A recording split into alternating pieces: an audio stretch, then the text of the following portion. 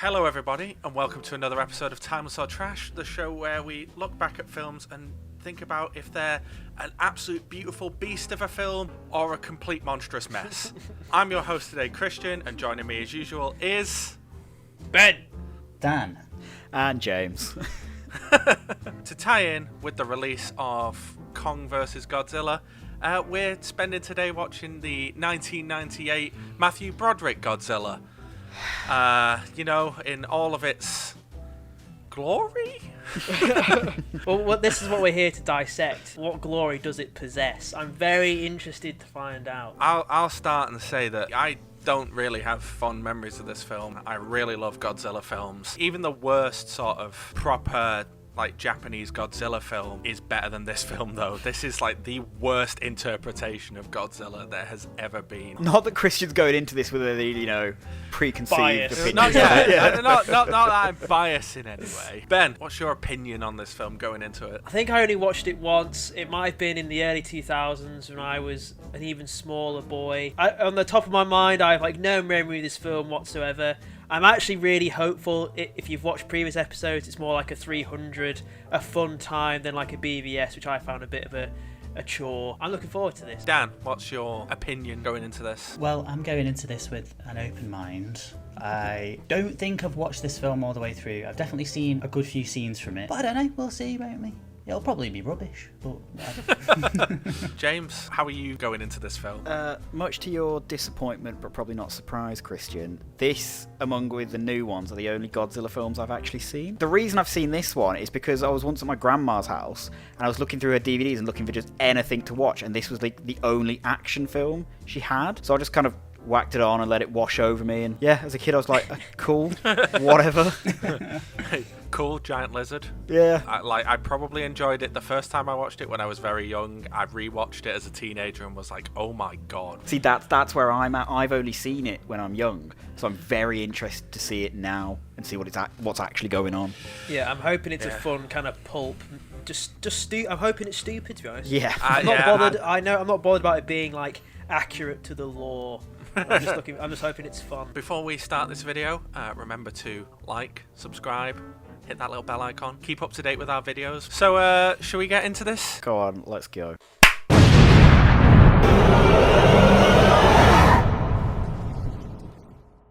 So there we have it.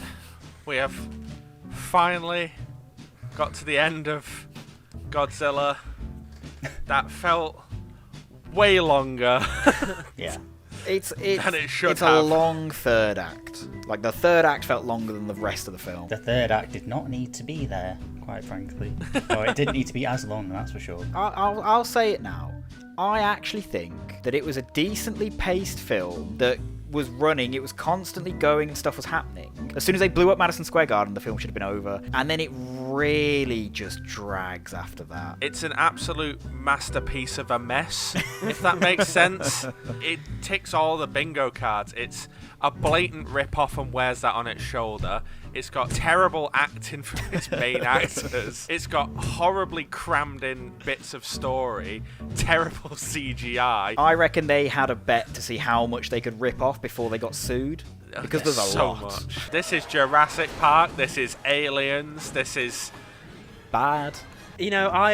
This remake of Jurassic Park, I was into it. They literally redid the raptors and even reused the jumping animation. They're not even being subtle about it. Yeah, the film literally stopped for 40 minutes and we just had the raptor sequence with alien eggs. If you actually take that whole sequence out of the film, I'm pretty certain it doesn't matter. Yeah, it was all let's do the raptors, but there's more of them. Let's do the alien eggs, but they're bigger. Just because you've done more or bigger, it's not better. It was basically let's do Jurassic Park, but bigger. But in New York. Even the people within New York weren't that bothered. Yeah, they just wanted to there's a lizard. I just want to go over. Well, maybe I'd be the same, to be fair. Yeah. But no one was that. They just wanted to get back in their houses. It was they were just half there. There was no big, strong, standout acting moments. There was no big sort of action set piece moments that people reacted to with appropriate emotions. They all just seemed to be very much kind of, oh yeah, oh that's the Chrysler building that's just been destroyed, and then on to the next one kind of thing. That is still one of the most perfectly cut moments in that, as you see the top of the Chrysler building come crashing down because it's been hit by a friendly missile. Then it just cuts back into the cockpit of the helicopter. He just turns around and goes, "Oh damn!" It was so good. That was on par with the guy from Alien 3 going, "Fuck." But like the humans definitely do more damage to the city than Godzilla itself. All the insane amount of helicopters that don't crash into each other at any point, just firing. The Godzilla is the most sympathetic character in the whole film. It's insane how non-violent that creature is. Yeah. In a better film, I would say that it's like a metaphor for, ooh, man's the real monster. I don't believe that this film is deep enough for that. When it kicks off, when the second fish trap and Godzilla kind of turns to the right a bit, and that O'Neill guy just goes, "It's going away! Fire!" It's just like, what are you doing? Just stupid. What I really want to know is, did they have that fish graphic on hand, or did their graphic designer just whack it out really quickly? They must have had a previous problem with a giant fish from another city or something going on, like a giant salmon that's come on shore or something and terrorised New York at some point. I mean, I didn't absolutely hate this film. Oh, like, no, I had a blast it was watching sort of like I can't say I was entertained by it because definitely I was. sort of, but like towards the end, it was just like a bit much. We basically have a fake ending to the film where the love subplot resolves itself and the credits are primed to roll, but it's a little bit anticlimactic. And obviously, Godzilla's going to come back. I did like when Godzilla did return. Oh my god. I enjoyed that moment. I knew it was going to happen. Well, I was going to say, I feel like if you were in the cinema at the time, that would have been a decent fake out. But the fact that we could see in the bottom left of our screen that there was still half an hour left, I don't think any of us were convinced. It starts actually quite well with the fishing boat attack. Like, that looks pretty good. It's fairly practical. And then the shot where Matthew Broderick stood in the footprint and the camera pans up, it starts really strong and just kind of seems to go downhill consistently. It kind of sets up the intrigue well. I would say that it's paced a little unusual, just kind of because you're being thrown to all corners of the world. I especially love that we got to, fly over to the Polynesian French hospital where they had that surviving fisherman, only to then have to see that scene 2 more times when it was played back on a videotape. Oh, look, it's the exact framing of the film. Same shot. I hate that. I hate it so much. No, but it was entertaining for the first half an hour. It had a nice pace to it. I was kind of looking forward to seeing where it'd go and everything. But like we've mentioned, once Godzilla's smashed up, one building or 6 buildings or whatever, it's kind of like played its card, really. There's not really anywhere else the film can go. So that's I think why they decided to then rip off Jurassic Park, because they had nowhere else to go. It was weird how often one of us predicted either a line or something that happened at seconds before it actually happened. Is it actually down there? Is my joke real? Yeah, of course, you're going to see its eye now. Is my joke real? I will say that my main problem with 2014's Godzilla is that it takes too long to get to all the Godzilla bits. It keeps putting him in the mist, making sure that you don't fully see him, and it does that for 2 hours of the film. This one does at least have a nice pace to seeing bits and pieces of Godzilla and then actually seeing Godzilla go about and start a rampage. There's plenty of Godzilla in this film. It's just a shame that it's the ugliest Godzilla that has ever been put on film. It's weird that it's not even Godzilla though, isn't it? It's just it's an an iguana? Yeah, it's a radioactive iguana. I don't quite know what the thinking behind that was. They wanted to make it look like a T-Rex. That's as simple as that. It had to look like a big T-Rex on steroids. Look, say what you will about this film, it's inclusive because half the dialogue is just audio description. I was standing inside of a footprint. That's what was going on. I needed that dialoge. That's very true. We're in its mouth. What? We're in its mouth. That's a lot of fish. Yeah, thank you, Matthew. We can see that. I will say though, without the squad of Jean Reno, Jean-Paul, Jean-Pierre, Jean-Luc, and Jean-Claude, the film would have been way less entertaining. If Jean Reno and the crew weren't there, it wouldn't have been half as kind of watchable. I love just how little time both John Reno and Hank Azaria have for all of the shit that's going on. They do not have time to be mincing with words. You hijacked me and you expect me to trust you? Yes. I've already made such a mess of everything. Yeah, you really did, Audrey. Too many characters and subplots. So many subplots. You had like the love subplot, then you had the soldier and his commander, that whole subplot which paid off at the end. You had Matthew Broderick's vindication subplot. You had her subplot with the news reporter where she was trying to make it in New York. And the subplot of the tyre. The tyre. subplot- That was Oh, the best time. payoff in cinematic history. Right, if that tyre doesn't come back into the plot, why did they show that clip of the tyre? And there's the tyre!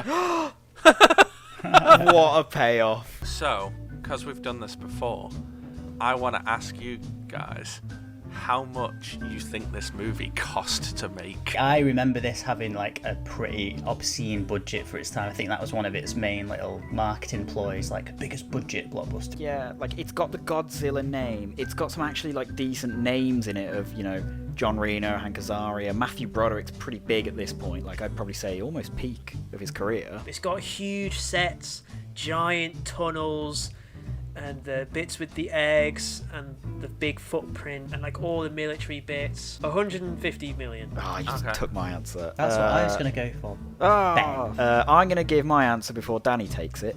I'm going to say 130 million. I'm going to say it was approaching 200 million. Let's say over 200 million. Let's go for 210 million. You I crazy bastard. can actually confirm that the closest person is James, because it was What do I actually, win? It was actually 125 million. Oh, for God's sake. I was going to say that. How much do we think it grossed? A pound. Oh, I need to start making that change. Eventually, I can just reuse footage of you. Now. You don't need to turn up to these recordings. I'm gonna say 210 million. I'm going 350. I reckon it made 150 million. It made 379 million. Come on! Wow, Worldwide! so that's a pretty good That success. is considered a success. I'm just gonna say I've just broke my chair leaning back. It's not leaning back anymore. Was it worth it, Ben? Broke his chair over Godzilla. But it's a big blockbuster monster film. Not that any of the characters are aware they're in a monster film. Throwing out half the lines that they do. I think I lost him. No, don't say that. They've clearly never seen a monster film before. It was a surprise though. An hour in, they kill off Godzilla. You gotta kind of respect Yeah, it man. in a dumb, weird way. 'cause Clearly at the end of the wasn't dead though. Even though I kind of thought, is he dead? I bought it. I bought it because they so quickly hit us with the eggs. Like, they replaced him quickly enough Yeah, yeah. for me to Yeah. believe it. And Christian was like, he is dead. Godzilla is dead. I thought, Yeah, I was yeah. really struggling with that chair. It's not leaning back anymore. I've actually done something to the chair. oh. Say what you will about Godzilla, though.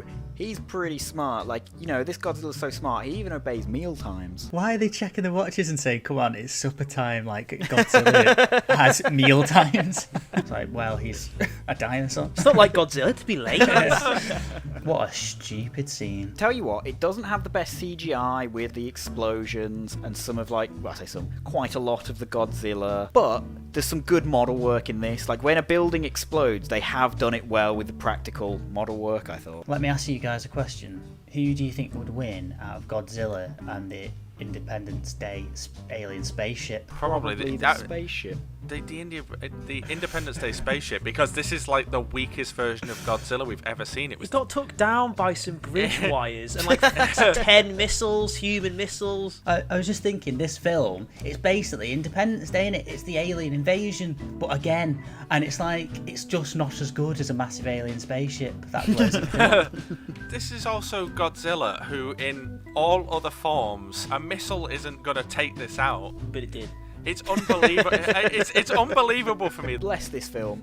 They really thought they were going to get a sequel out of this one. They tried really hard to tease it. To top it all off, they then even put in the rock track at the end. To be like, yeah, Godzilla, yeah, I'm so excited. Yeah. It's just so hilarious. It's one of my favourite things when a film like clearly thinks that it's going to get a sequel and then never does. You know, I always think of the Dracula Untold.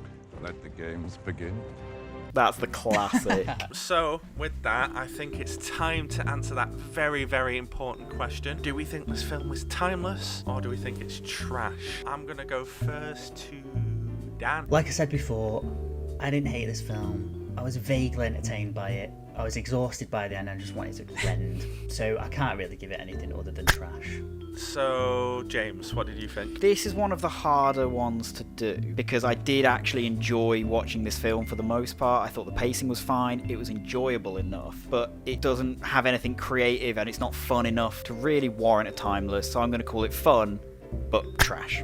Ben, what did you think? It wasn't quite dumb enough for me, even though there were moments where we even predicted the dialogue or the events of the film. It just wasn't silly enough, and I think I echo the sentiments mentioned of the other two, and I was a bit bored, and it was 30 minutes too long. It's trash, but a mild recommend. Yeah. With friends, watch with friends, but trash. But maybe good trash, middling trash. If it weren't for the last 40 minutes, my answer might be different. It's stupid and ridiculous, and we had a fun time joking over the top of it, but it's not quite stupid enough to be able to sit and watch. So I'm just going to call this trash. So there you have it. We have officially labelled Godzilla 1998 trash. You have a funny looking body. Christian, if you want to watch a camp cheesy film with an animal or some animals as your lead characters, then I recommend you check out next week's episode. Clip!